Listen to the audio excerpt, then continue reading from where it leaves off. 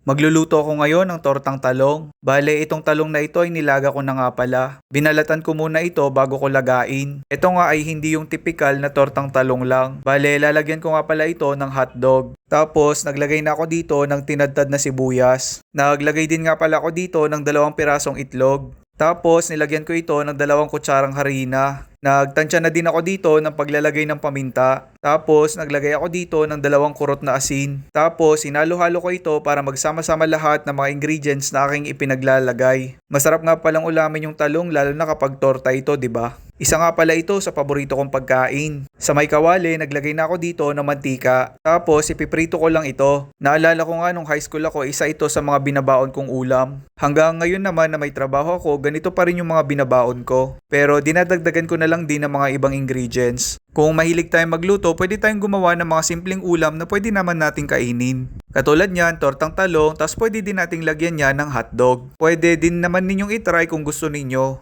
Mas na-enhance nga yung lasa ng tortang talong kasi meron siyang hotdog. Ay siya, tara, kain tayo!